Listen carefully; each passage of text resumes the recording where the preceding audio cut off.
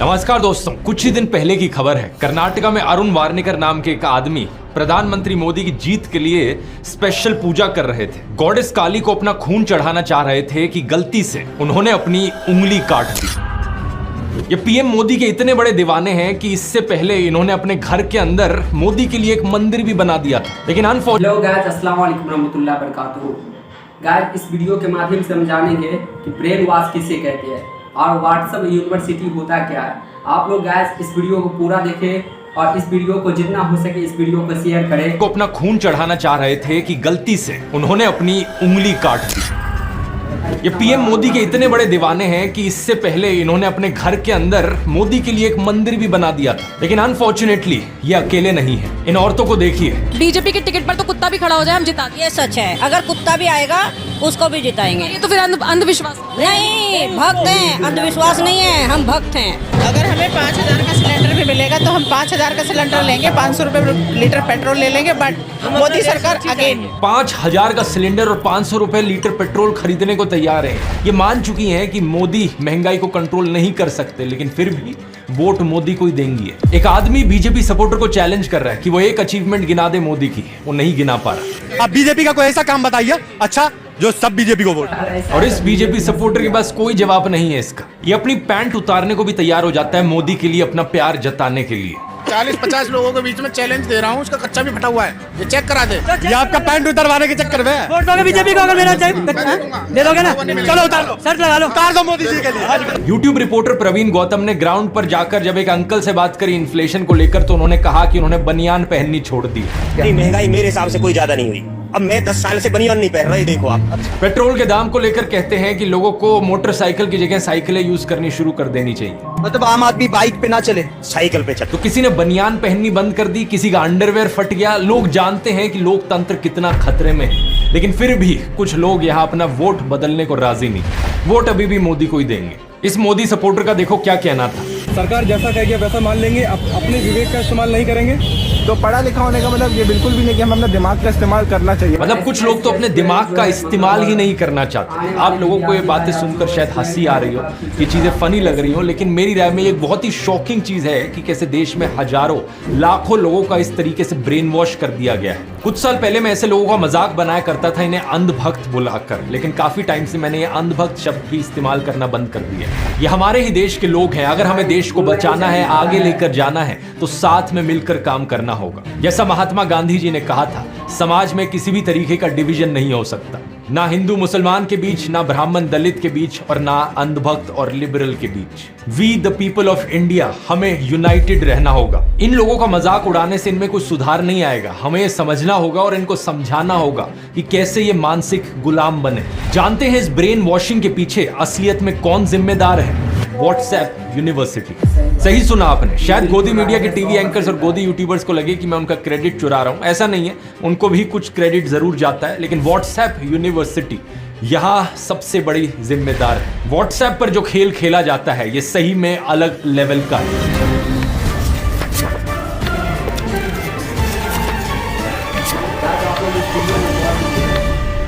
बहुत informative video है भाई। इस वीडियो को देखिए। आपने बयान जरूर कहीं ना कहीं देखा या सुना होगा कि भारत को आजादी 99 साल की लीज पर मिली है। वही मैं बता रही हूँ कि ये भी 99 साल की लीज पर ले पाए थे आप। अगर आप में इतनी कुब्बत थी तो पूरी आजादी लेते ना। उस टाइम क्यों आपने लीज पर ले ली? 99 साल की लीज पे? हाँ, ये जो आजादी हुई है ये 99 साल की लीज पर है। भारत कंप्लीटली आजाद नहीं है। ये बीजेपी युवा मोर्चा की पॉलिटिशियन है। क्या लगता है आपको ये बात इन्हें कहां से पता चली? ऑब्वियसली व्हाट्सएप से। अफसोस की बात यह है कि व्हाट्सएप यूनिवर्सिटी एक बहुत गहरी सुरंग है, और ज्यादातर टाइम जो मैसेजेस यहाँ फैलाए जाते हैं वो ना सिर्फ झूठे होते हैं बल्कि इससे 10 गुना ज्यादा खतरनाक भी होते हैं। एक पूरा ऑर्गेनाइज्ड माफिया है, एक सिस्टम है जो पीछे से चलाया जा रहा है लोगों को ब्रेन वॉश करने के लिए। एग्जैक्टली ये कैसे किया जाता है इसकी आगे बात करते हैं, लेकिन इससे पहले ये समझते हैं कि गोदी मीडिया के कंपैरिजन में व्हाट्सएप 10 गुना ज्यादा खतरनाक क्यों है। इसके पीछे एक सिंपल सा कारण है। गोदी मीडिया एंकर्स को डर रहता है पुलिस केसेस और FIRs का। इस न्यूज 18 के एंकर अमन चोपड़ा को ही देख लीजिए। ये अव्वल दर्जे का बेशर्म इंसान है। वैसे तो इसका नाम अमन है जिसका मतलब शांति होता है, लेकिन इसको अशांति फैलाने के लिए NBDSA के जाने कितने नोटिस मिल चुके हैं, फाइन भी लग चुके हैं इस पर। अपने सेठ मुकेश अंबानी का नाम ये मिट्टी में मिला रहा है, लेकिन व्हाट्सएप यूनिवर्सिटी के मुकाबले में ये पीछे क्यों रह जाता है, क्योंकि एफआईआर का डर होता है। राजस्थान में हो रही मंदिर की डिमोलिशन को लेकर अमन चोपड़ा ने फेक न्यूज फैलाई थी। अपने प्रोग्राम में इसने कहा कि कैसे मस्जिद के गेट को जब बुलडोजर ने तोड़ा जहांगीरपुरी में, तो राजस्थान में उस वक्त की कांग्रेस सरकार ने बदला लिया राजस्थान में एक मंदिर को तोड़कर। यही झूठी खबर बीजेपी राजस्थान ने भी फैलाई थी। कई मीडिया ऑर्गेनाइजेशंस ने इस बात को फैक्ट चेक किया था और इसे झूठा साबित कर दिया था, जैसे कि क्विंट ने। असलियत में इस मंदिर को पहले तोड़ा गया था और जब ये हुआ था तब म्यूनिसिपैलिटी में बीजेपी के मेंबर्स थे। जब ये बात सामने आई तो बीजेपी राजस्थान ने तो अपना ट्वीट डिलीट कर दिया, लेकिन अमन चोपड़ा के खिलाफ 3 एफआईआर फाइल करी गई। धर्म के नाम पर लोगों को भड़काने के लिए, कम्युनल हार्मनी डिस्टर्ब करने के लिए। राजस्थान की पुलिस अमन चोपड़ा को अरेस्ट करने भी आई थी, लेकिन फिर यूपी की पुलिस ने इंटरवीन कर लिया और अमन चोपड़ा किसी तरीके से बचकर निकल गया। अर्नब गोस्वामी का भी यही हाल है। आपने खबर सुनी होगी महाराष्ट्र के पालघर में कि कैसे 2 साधुओं और उनके एक साथी की लिंचिंग हो गई थी। इसके पीछे कारण था सोशल मीडिया पर फैली अफवाह कि वो चाइल्ड किडनैपर थे। इसके चलते पुलिस ने 101 लोगों को अरेस्ट भी कर लिया था, लेकिन इसके एकदम बाद व्हाट्सएप यूनिवर्सिटी पर एक झूठा मैसेज फैलाया जाता है। ये कहा जाता है कि इन साधुओं को तो एक्चुअली में मुस्लिम्स ने मारा। उस वक्त के होम मिनिस्टर अनिल देशमुख ने ये बात क्लैरिफाई भी करी थी कि 101 लोगों को जिनको अरेस्ट किया गया उनमें से एक भी मुस्लिम नहीं था। लेकिन इस झूठ को रिपब्लिक टीवी के एंकर अर्नब गोस्वामी ने बेशर्मी से अपने चैनल पर फैलाया। Of the killing of 2 Hindu sadhus wearing saffron clothes easily identifiable, she insists this is not communal at all. Does it make any sense to you? नतीजा ये हुआ कि अर्नब के खिलाफ एक एफआईआर दर्ज करी गई। सेम कहानी है अमीश देवगन की, न्यूज 18 के एक और एंकर। इन्होंने बहुत ही गंदी भाषा का इस्तेमाल किया सूफी सेंट ख्वाजा मोइनुद्दीन के खिलाफ।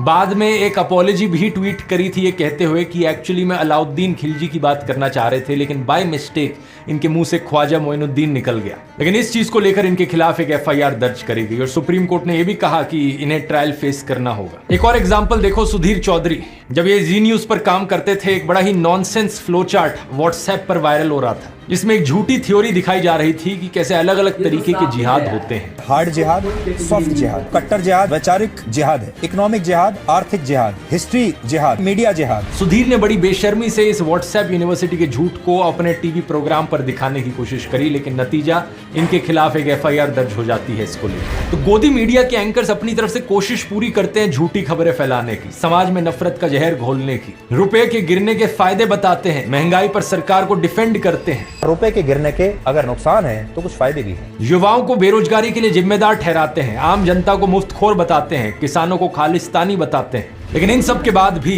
ये व्हाट्सएप यूनिवर्सिटी का मुकाबला नहीं कर पाते, क्योंकि फैक्ट चेक और एफआईआर का डर लगा रहता है। लेकिन व्हाट्सएप यूनिवर्सिटी पर जो लोग खतरनाक माफिया चला रहे हैं, उन लोगों को किसी चीज का डर नहीं है। व्हाट्सएप पर आपको मैसेज आता है किसी जानने वाले से, आप उसके झूठ को पकड़ लेते हो और बताते हो कि असली फैक्ट्स क्या है। वो आपको सिंपली जवाब में कहता है, ओ अच्छा ऐसा है, मुझे तो किसी और ने फॉरवर्ड किया था ये मैसेज। एक व्हाट्सएप मैसेज को पता नहीं कितनी हजारों लाखों बार फॉरवर्ड किया जा चुका है। कोई नहीं जानता कि सबसे पहले वो मैसेज किसने भेजा था, तो किस पर एफआईआर करी जाएगी। अब सरकार चाहे तो इस चीज को ट्रैक कर सकती है और एक्शन ले सकती है। जैसे कि कर्नाटका में एक 32 साल के call centre employ Mohammad Azam को 50 लोगों के मॉब के द्वारा मार दिया गया था, क्योंकि व्हाट्सएप पर एक झूठा मैसेज फैला था कि वो बंदा चाइल्ड किडनैपर था।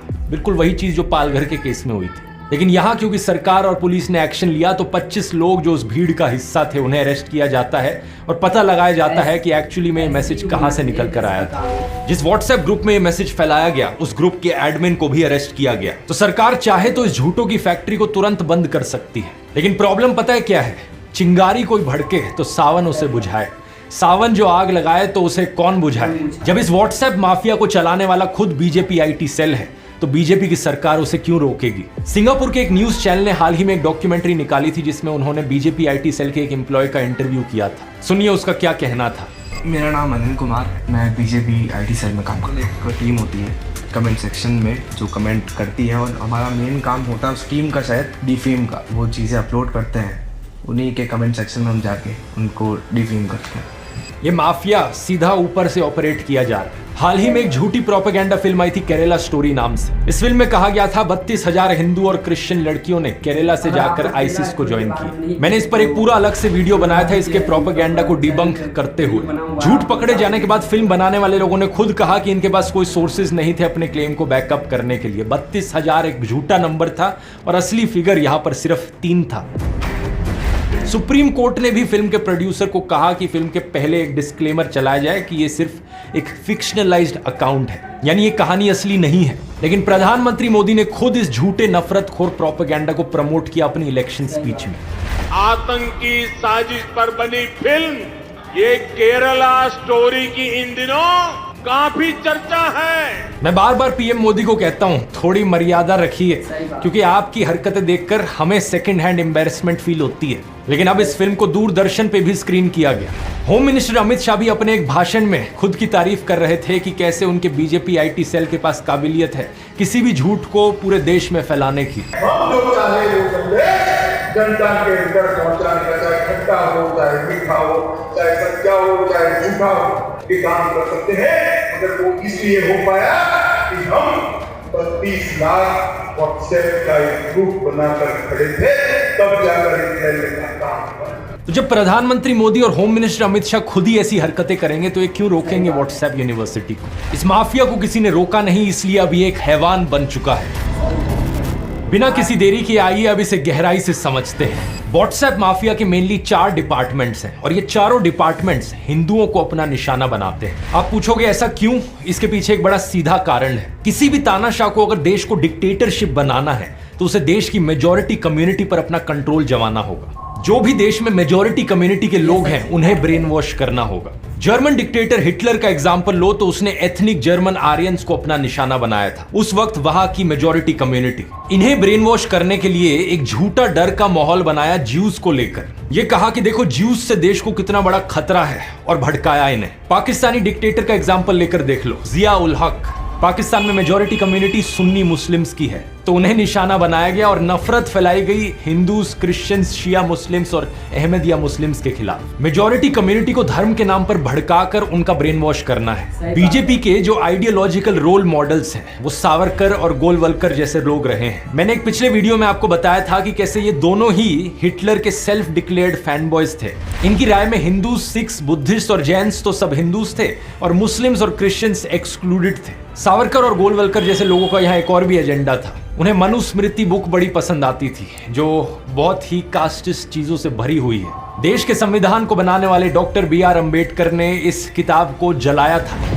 तो व्हाट्सएप का ये माफिया यहाँ पर हिंदुओं को टारगेट करता है, प्रेफरेबली अपर कास्ट हिंदू लोग। अब ब्रेन वॉश करने के यहाँ 4 डिपार्टमेंट्स क्या हैं, इन्हें एक एक करके समझते हैं। पहला डिपार्टमेंट है रेशियल या रिलीजियस प्राइड। एक आम आदमी को बहकाने के लिए शुरुआत से नफरतखोर मैसेजेस काम नहीं करेंगे। शुरू के मैसेजेस प्राइड पर फोकस करेंगे ताकि आप इनके जाल में फंसो। आपको एहसास दिलाया जाएगा कि आपको अपनी नस्ल पर गर्व होना चाहिए।